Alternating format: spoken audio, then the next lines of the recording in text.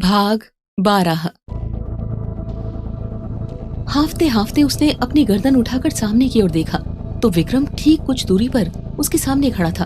वो पीछे मुड़कर वापस भागने को ही, पर उसे अब पता चल चुका था कि विक्रम पार्क से अच्छी तरह वाकिफ है और वो उसे जानबूझकर भ्रम में डाल रहा है।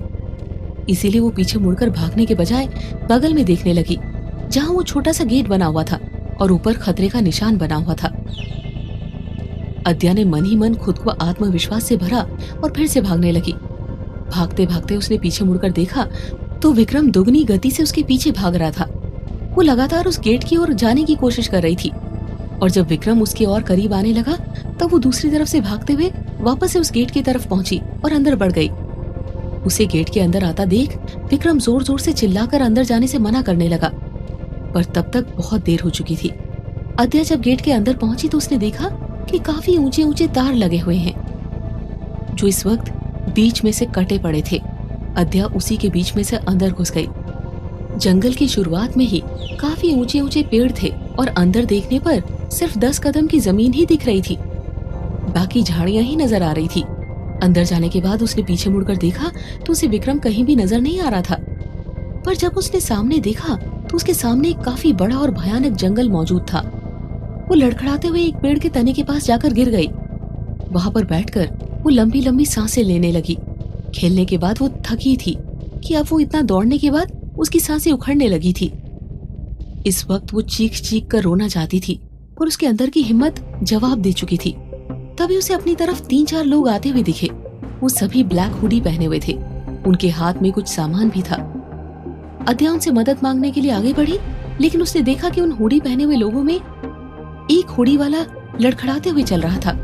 थकावट और डर की वजह से उसे सब कुछ धुंधला धुंधला सा दिखाई दे रहा था। अद्या को कुछ भी स्पष्ट नजर नहीं आ रहा था, लेकिन उसे मदद की आस थी, इसीलिए वो आगे बढ़ती जा रही थी और उसके पैर में एक ठोकर लगी और अद्या धड़ाम से नीचे गिर पड़ी। जब उसने उठने की कोशिश की और नजरें उठाकर देखा तो नजारा कुछ और ही था। सामने खड़े लोगों को देखकर अद्या का दिमाग सुन्न हो गया। वो पहचान गई थी कि हुडी वाला कोई और नहीं बल्कि विक्रम ही है। यानी कि वो एक विक्रम से नहीं बल्कि 4-4 विक्रम से बचकर भाग रही थी। वो कुछ और समझती इससे पहले ही वो सबके सब अचानक से ही जंगल के अंदर फायरिंग करने लगे।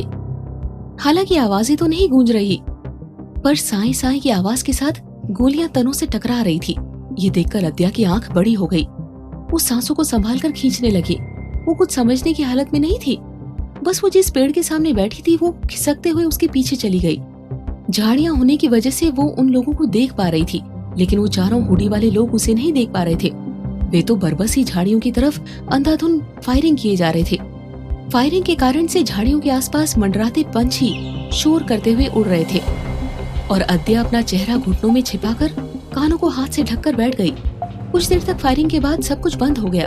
अद्या ने झांक कर देखा तो अभी भी हुडी वाले लोग सभी लोग वहां मौजूद थे और तारों के गैप को जोड़ रहे थे। अद्या अब भी समझ नहीं पा रही थी अभी अभी उसके साथ हुआ क्या है और ये विक्रम है कौन। उसे एक ही जैसे चेहरे वाले 4-4 लोग क्यों नजर आ रहे हैं। उसके दिमाग में खलबली मच रही थी।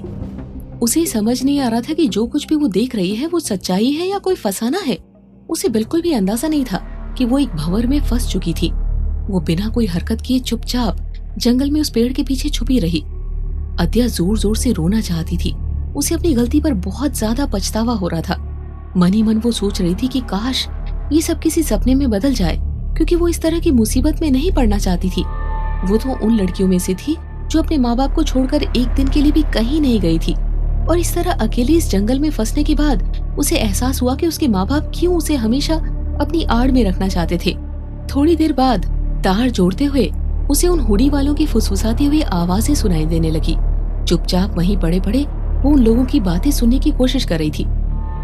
वो उन आवाजों को जोड़कर कुछ कुछ बात समझ पा रही थी, जैसे ये वाली तो हाथ से गई, तुम में से कोई जंगल के अंदर कदम मत रखना, वो अंदर गई है तो वैसे भी जिंदा नहीं बचेगी। इसके बाद सभी वहां से जाने लगे। जाते जाते काफी दूर से उनकी बातचीत में एक शब्द अद्या के कानों में टकरा गया, द केबल। ये शब्द सुनकर अद्या दिमाग पर जोर देने लगी कि ये शब्द उसने कहाँ सुना है। उसे लग तो रहा था कि उसने ये नाम कहीं सुना है, लेकिन हड़बड़ाहट, घबराहट और डर की वजह से उसका दिमाग काम नहीं कर रहा था।